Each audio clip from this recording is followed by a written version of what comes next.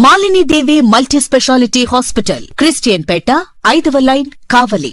Doctor Guttipati Malini దేవి MBBS, MS, OBGY, కాన్పులు మరియు గర్భకోశ వ్యాధి నిపుణులు.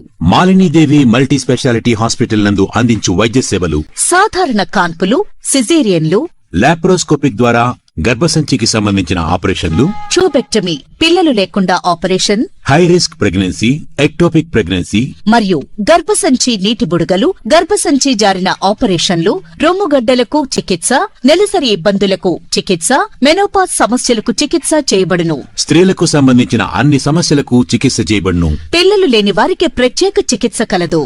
ముఖ్య గమనిక: మా హాస్పిటల్ నందు కాన్పోయిన తరువాత తల్లి బిడ్డను ఉచితంగా మా వాహనంలో క్షేమంగా ఇంటికి చేర్చబడును. మా హాస్పిటల్స్ ప్రత్యేకతలు: ICU, lab, AC and non AC rooms, 24 గంటలు మెడికల్ షాప్, ప్రతి రూమ్ నందు వేడి నీటి సదుపాయం కలదు.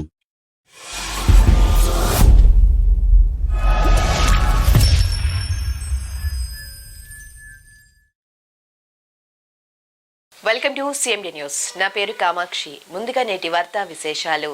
కొండాపురం మండల సర్వసభ్య సమావేశం ఆదివారం సాదాసీదాగా జరిగింది. సమావేశం ప్రారంభంలో విద్యాశాఖ, గ్రామీణ నీటి సరఫరా, పంచాయతీరాజ్, పారిశుద్ధ్యం, గ్రామ పంచాయతీలు, హౌసింగ్ శాఖల అధికారులు తమ తమ పనితీరును వివరించారు. ఈ సందర్భంగా ఎంపీపీ బోర్డు అనురాధ మాట్లాడుతూ గత 5 సంవత్సరాలుగా తమతో కలిసి పనిచేసి సహకరించిన అధికారులకు, ప్రజా ప్రతినిధులకు కృతజ్ఞతలు తెలిపారు. అనంతరం ఎంపీడీఓ ఎస్ ఆదినారాయణ మాట్లాడుతూ 5 సంవత్సరాల పాటు ప్రజల సేవలో ఉన్న సర్పంచులు చేసిన అభివృద్ధి పనులతో పాటు చేయాలనుకుని పూర్తి చేయలేకపోయిన పనులను తమ దృష్టికి తీసుకురావాలని కోరారు.